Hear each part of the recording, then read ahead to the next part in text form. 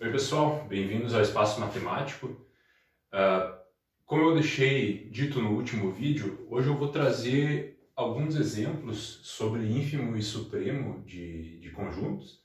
O primeiro exemplo que eu vou trazer aqui vai ser o caso em que o conjunto x é um intervalo aberto da reta. Tá? Então vamos lá. Então, se eu estou lá na minha reta real, eu vou considerar o conjunto x como sendo algo desse tipo aqui. Ó, tá? Vai ser um intervalo AB, digamos, esse conjunto x nada mais é do que esse intervalo aberto AB. E claro, né, para fazer sentido isso, eu vou supor que o número real A é menor do que o número real B. Okay? Então, o exemplo é o seguinte.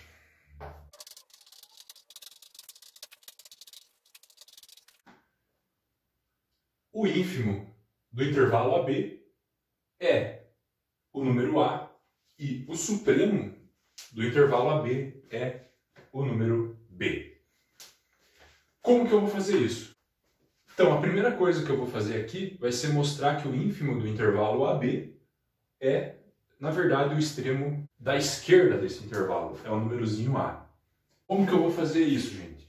Lembra que o ínfimo de um conjunto X, ele sempre vai ser uma cota inferior do conjunto X. E além disso, esse cara tem que ser a maior das cotas inferiores. Tá? Lembra lá da definição que a gente viu no último vídeo. Bom, como que eu vou fazer isso? Primeiro, note que aqui no meu intervalo AB, qualquer elemento que eu pegar no meu intervalinho aqui no meu conjunto X, que é o intervalo AB, sei lá, se eu pegar esse xzinho aqui, esse x é maior do que A, tá? Na verdade, é a própria definição do intervalo AB, né? Qualquer cara que mora aqui dentro desse intervalo, digamos, um elemento x genérico, ele tem essa propriedade aqui, né? O x é maior do que A e menor do que B, ok? Então, todo x que mora no intervalo AB tem essa propriedade. Ele é maior do que A e menor do que B. Bom, dessa desigualdade aqui da própria definição do intervalo, eu já consigo enxergar que esse A é uma cota inferior para o conjunto X, né? Então, como eu sei que dentro do intervalo AB vale essa propriedade, eu já consigo enxergar aqui que esse A é uma cota inferior para o intervalo AB. Tudo bem? Beleza. Só que aí eu tenho que provar aquela outra condição para que o cara seja o ínfimo, que é, eu tenho que de alguma forma mostrar que esse A aqui é a maior das cotas inferiores do conjunto. Tá? E é a seguinte. Eu tenho que mostrar que não vai existir nenhum C maior do que o A, que é o candidato a ser o ínfimo, certo? Tal que esse C é uma cota inferior de X. Ou seja, eu não posso ter uma cota inferior que supere o ínfimo, né? Porque, por definição, o ínfimo é a maior das cotas inferiores, tá bom? Então, o que a gente vai fazer? Então aqui eu percebi que ficou um pouco confuso durante a gravação do vídeo, gente. Mas a ideia é assim, ó. Se você considera aquele C ganhando do ínfimo, por definição de ínfimo, ele não pode ser uma cota inferior para o conjunto, né? Porque eu sei que o ínfimo é a maior das cotas inferiores. Então, se tem um cara que ganha do ínfimo, aquele A ali, tem que acontecer.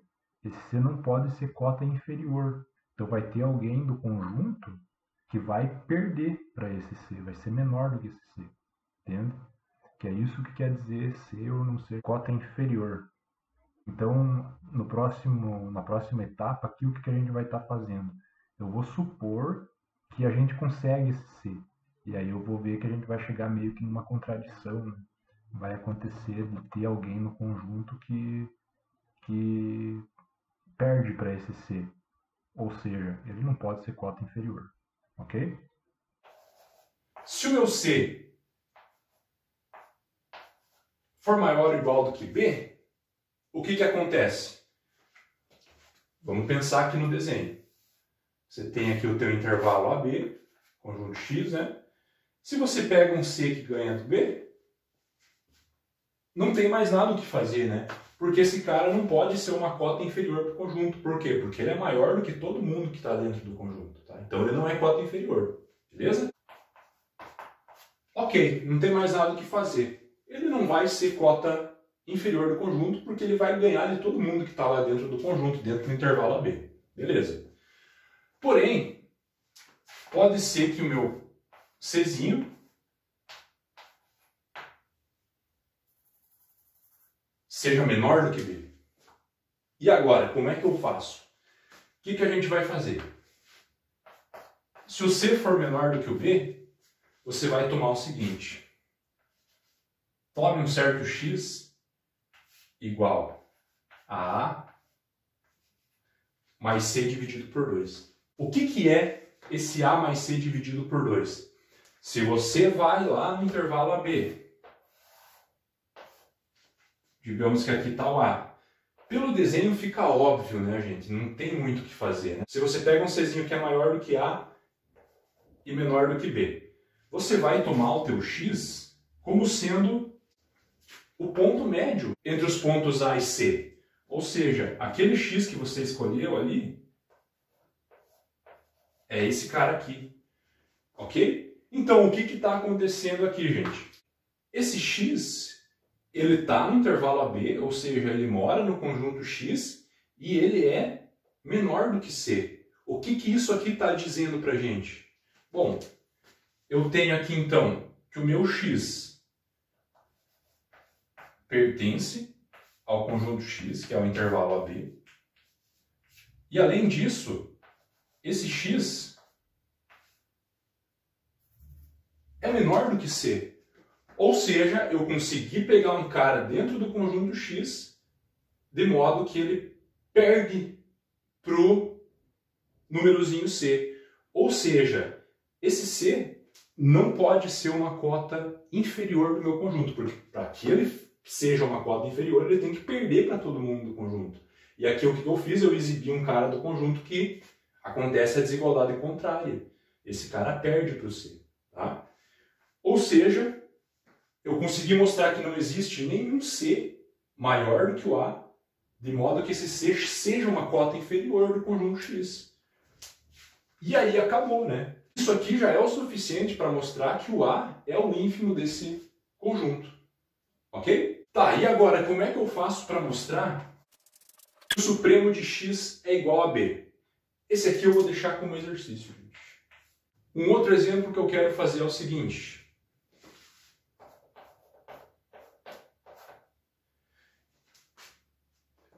Eu vou considerar, então, um conjunto limitado X e uma constante alfa, digamos, positiva. Estou considerando, então, X um subconjunto limitado da reta e alfa um número real positivo. Vamos supor que ele não é zero também, tá? Eu vou definir o seguinte conjunto. O conjunto alfa X. Aqui eu estou fazendo multiplicação de um número por conjunto, tá? A gente define a multiplicação de um número alfa por um conjunto formado por esses elementinhos aqui. São todos os elementos alfa vezes x, tal que esse x está passeando aqui no conjunto x. Okay? Aí, o que eu quero mostrar aqui é o seguinte.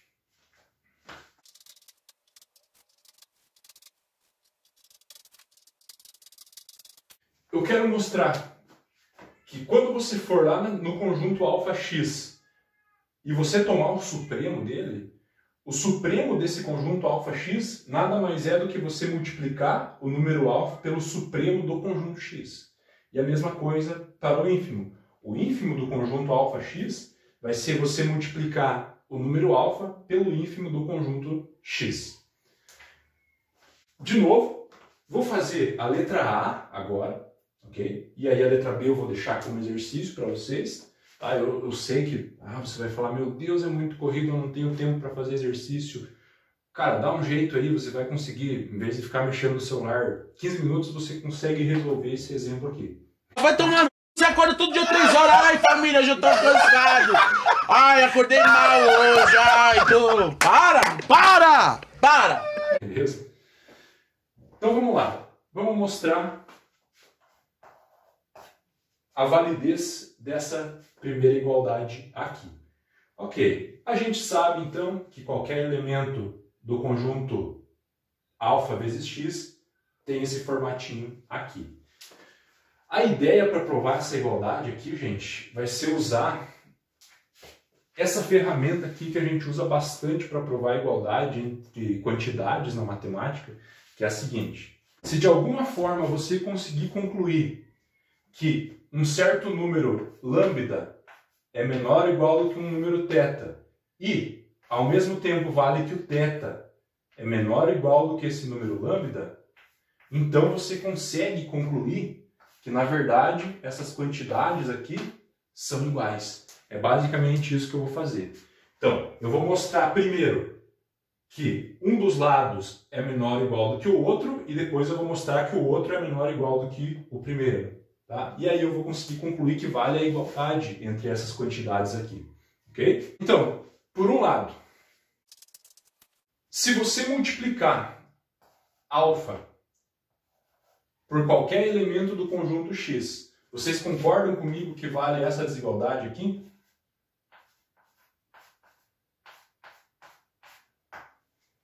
Verdade, né? Por quê? Você sabe que todo cara que mora no conjunto x, ele perde para o supremo do conjunto x. Ou seja, e aí se você multiplicar alfa nos dois lados, ou melhor, vamos fazer assim. Você sabe que o seu x sempre vai perder para o supremo do conjunto onde o x mora, ok? Isso aqui é por causa da definição de supremo, ok? Então, se você vai lá e multiplica a desigualdade por uma constante positiva, digamos alfa, você obtém essa igualdade aqui em cima, ok? Isso aqui vale para todo x pertencente a x1. Só que isso aqui está valendo para todo x que pertence ao conjunto x. E também está valendo para todo cara que tem esse formato aqui. Só que, aonde que esse elementinho aqui mora, gente? Esse cara aqui mora no conjunto alfa x, porque ele tem esse formato aqui, ok? Então, o que eu posso concluir a partir dessa informação aqui? Que todo cara que mora no conjunto alfa x é menor ou igual do que essa quantidade aqui. Ou seja, isso aqui é uma cota superior para o conjunto alfa x, ok? E aí, o que eu posso concluir? Bom, eu sei que se eu olhar para o supremo desse conjunto aqui, o supremo é uma cota superior. Só que ele é a menor delas, por definição. Então, qual deve ser a relação entre essa cota superior aqui e a menor das cotas superiores do conjunto? Bom, a menor das cotas superiores do conjunto tem que perder para esse cara, porque esse também é uma cota superior. Definição de supremo, tá? Pausa o vídeo aí, dá uma pensadinha e vocês vão ver que é isso mesmo que acontece. Então aqui eu tenho que o supremo do conjunto alfa x perde para alfa vezes o supremo de x. Então aqui a gente obtém a primeira desigualdade, tá? Agora o meu próximo passo vai ser mostrar uma desigualdade contrária, tá ok? Nós vamos deixar aqui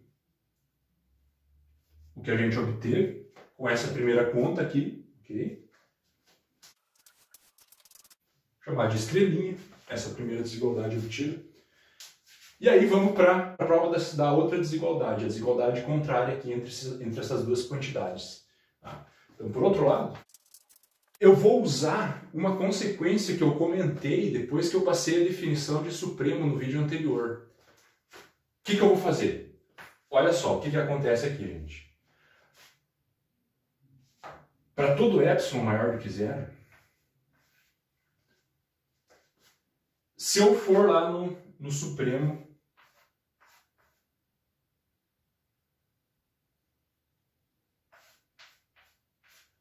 do conjunto X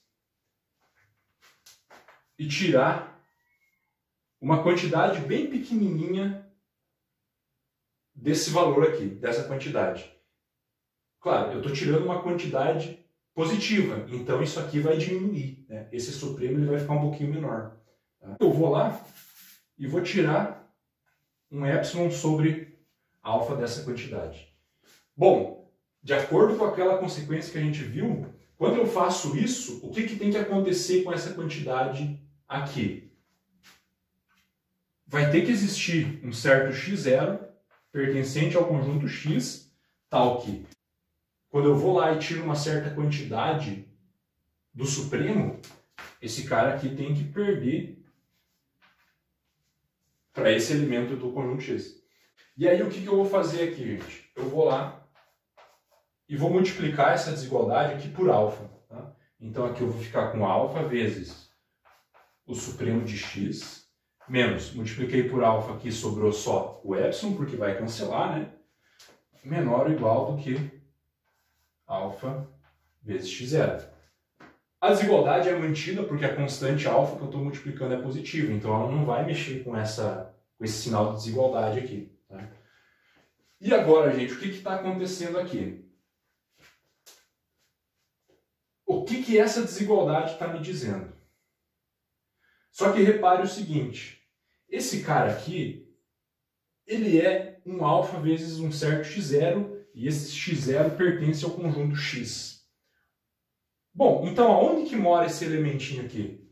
Esse cara aqui, ele mora no conjunto alfa x, porque ele é um alfa vezes um certo x do conjunto x, ok? Bom, beleza. Se esse cara mora no conjunto alfa x, qual deve ser a relação dele com o supremo do conjunto alfa x? Ele tem que perder para o supremo. É verdade. Porque o supremo é cota superior do conjunto alfa x. Esse cara aqui perde para sup do conjunto alfa x. Beleza, vamos só reescrever isso aqui. Então você obtém essa desigualdade aqui. Alfa vezes o supremo de x menos uma quantidade bem pequenininha vai perder para o supremo do conjunto alfa x. Tá, e agora, cara, o que eu posso fazer? Isso aqui, gente, está valendo para qualquer epsilon positivo. E ele pode ser tão pequeno quanto você queira. Ou seja, conforme eu for tornando esse epsilon pequenininho aqui, eu não vou alterar essa desigualdade. Ok? Então eu vou conseguir manter a relação de desigualdade entre essa parcela aqui e essa quantidade aqui. Ou seja, disso aqui, a gente conclui que alfa vezes o supremo de x é menor ou igual do que o supremo de alfa x. E aqui você tem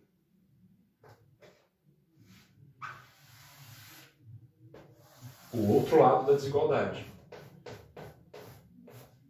A outra estrelinha verde.